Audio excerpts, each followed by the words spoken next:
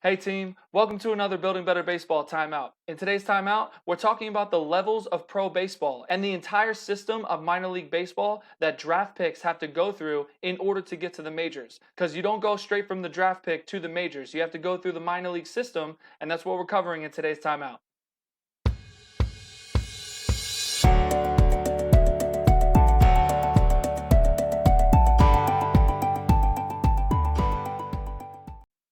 I'm Coach Hart, and in these timeouts, I teach you the rules of baseball and I teach you how to play the game. So let's get into the levels of pro baseball. So the first slide is the major leagues and the minor leagues. So professional baseball has two levels, the minor league level and the major league level, and these are the emblems or the logos for each of those leagues. So Major League Baseball, or the MLB, is what you see on TV. That's the level that has the Red Sox and the Yankees and the Nationals and all those other teams and all those other players with the huge contracts. That's the Major League level. The minor league baseball is a system of 5 levels. So there's a total of 5 levels that players have to go through in order to get to the major leagues. So Major League Baseball is just one league, it's just one system, it's at the top. And the minor league baseball system is an entire system of 5 levels that players have to go through in order to get to the majors. So before we get into the levels and the systems of the minor league system, we have to talk about if a team is affiliated or they're by themselves or independent. So as of this recording in 2022, the MLB has a total of 30 teams. Each team has a minor league affiliate team at every level. So every level of the 5-level system, the major league teams have affiliate teams that work within that organization. These affiliates are commonly known as the farm system. So if you ever hear somebody talk about the farm system, they're pulling from the farm system, or a major league player is having a rehab assignment in the farm system, they're talking about the minor league teams that are affiliated with that major league team. So some minor league teams are also independent. So every single minor league team, some of them are not affiliated with a major league team and they're just an independent organization or an independent team. And sometimes MLB teams will change affiliates. They'll ask independent teams to be an affiliate or join their farm system. So it's a whole process and it's a vast system where some of the teams are independent, but also some of the teams are affiliated with a major league program and they're known as the farm system for that program. So in this picture, you see that every single major league organization has a team at every level within their organization that they are affiliated with. So the first level is rookie ball. The first level of minor league baseball is rookie ball. This is where the college draft picks will most likely end up, or this is where the undrafted players, when they try out for a major league team, this is where they will be trying out, is in rookie ball. This league plays a shortened season compared to the higher levels. So this is a shortened season. This goes from about beginning of summer to the end of summer, where the other levels, including Major League Baseball, it goes from the spring all the way until like the fall, right about this time in September or October. So the rookie ball usually only lasts a short season, and it's usually in the summertime. So the primary focus is development for these players. These are the very low draft picks or the undrafted players. This is where they're going to start in rookie ball because they're not as experienced as the other players or not as talented as the other players. And the focus for rookie ball is all about development. It's all about development to see if we can get some players into the higher levels that have a chance to get to the majors. The next one is Class A or Single A. So the next level up is Single A. So we go rookie ball and then Single A.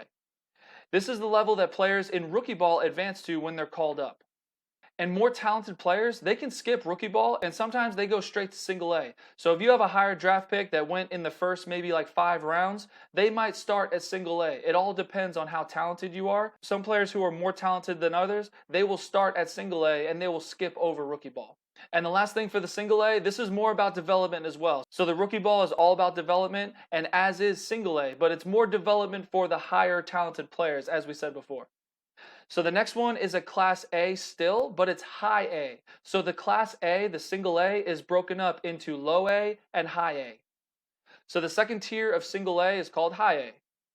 This is where the high draft picks will start their career. So if you go in the first round, if you're like the first overall pick or the first round of picks, you will start your career at the Class High A. The organization is not going to waste time putting you in rookie ball and then Low A. They're just going to start you at High A. So players in these leagues will have to step up their game in order to advance in their rank. So the Class High A, the Single A, Low A, and the rookie ball, players a lot of times they fluctuate through those levels and it takes a lot of talent in order to get to the next level. So if you start in high A, this is where you really need to pick up your game and start performing for the organization to notice you in order for them to call you up to the next level. And the next level is class AA. So this is the level where the possibility of playing in the majors is attainable. So this is where people actually see their goal of playing in the major leagues, the MLB. This is where they can actually see it and where it's actually possible.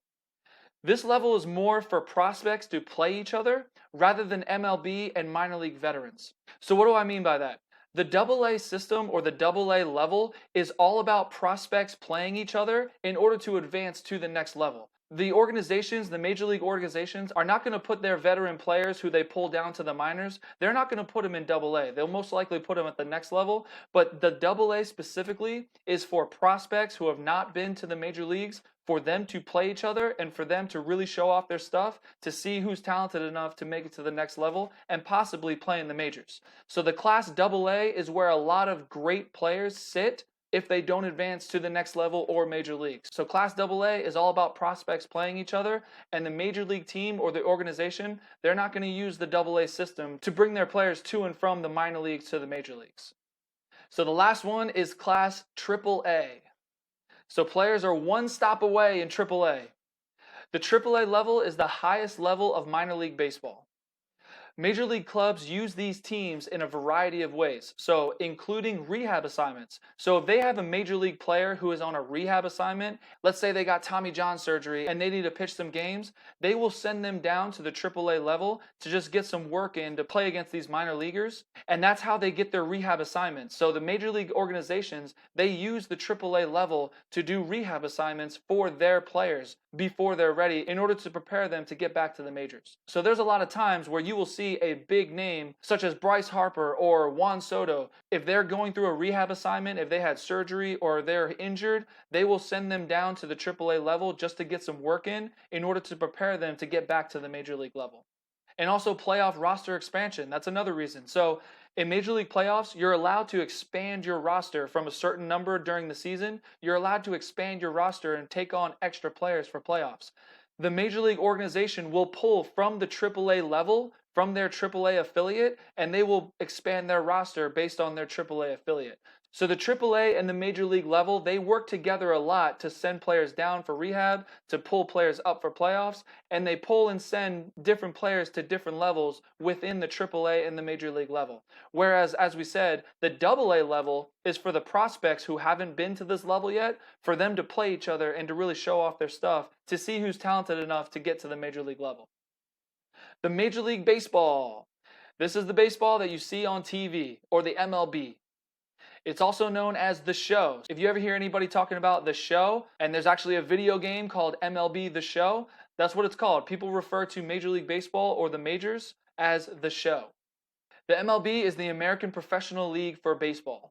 So this is where you're going to see the best baseball has to offer. This is the top tier level of baseball. So this is where you're going to see the huge contracts, the millions and millions of dollar contracts, the big names, the big teams, where all the fans are going to the stadium to watch their team play. This is where all of the minor leaguers are trying to get. This is where the 5-level system, every single player in the minor league system is trying to get to The Show, or MLB. And the last thing I want to say is, from college, there's only about 10% of college players will get into the minor leagues, and only about 10% of minor league players will actually get to the major leagues. So only 10% of each will get to the major leagues. And that brings me to youth baseball. Obviously, we see how hard it is to get to the major league level. So it's great to have aspirations and goals to be a major league player, but now that you see all the levels that you have to go to, it takes a lot of dedication and a lot of work, and frankly, a lot of talent. And only 10% of players make it. So in youth baseball, obviously winning is very important, but 90% of your players are not going to see a college team or are not going to see a major league or a minor league team. So the biggest thing that we can do for our players is to make sure that they have fun, that they try to win, obviously, but try to have fun, because the 90% of your players that don't play in high school and don't play in college all they're going to have when they grow up and be adults is memories to look back on for youth baseball. And if they have great memories of youth baseball, they're going to want their kids to play in youth baseball, and so on and so forth. And that's how we grow the sport. If they do not have great memories, if their coaches tried to just win at all costs and they rode the bench and they didn't get any playing time and they have bad memories, then they're not going to want their kids to play youth baseball because of their memories that they have. They're going to put them in other sports. So it's very important as coaches and as players to make sure that you have fun in youth baseball more than anything else. Obviously, winning is important and player development and trying to get better is important, but most of all, have fun, because when you're my age and when you're older, all you're going to have is memories to look back on, and we need to make sure that those memories are happy memories that we're going to want to share with our children. Thanks for taking another time out with Building Better Baseball. I hope you enjoyed this levels of pro baseball. I hope it really explained and put it into perspective how hard it is to actually get to the major leagues. There's a lot of sports like NFL, they don't have this minor league system. Lacrosse, they don't have this minor league system. There's a lot of professional sports that don't have this vast system below the major leagues and all of these levels that you actually have to get through in order to be a major league player. So if you like what you saw, be sure to subscribe to the channel, and don't forget to look in the description. If you're a player or a parent and you need help sizing some baseball equipment or just need a quick explanation on baseball equipment that we use, I have a free guide that you can download. And also for coaches, I have a 2-hour practice plan down in the description that'll help you in your practice plans. Make sure you grab it in the description below to help you with your practices. Thanks again for taking the time out with Building Better Baseball. I'm Coach Art, and I'll see you in the next time out.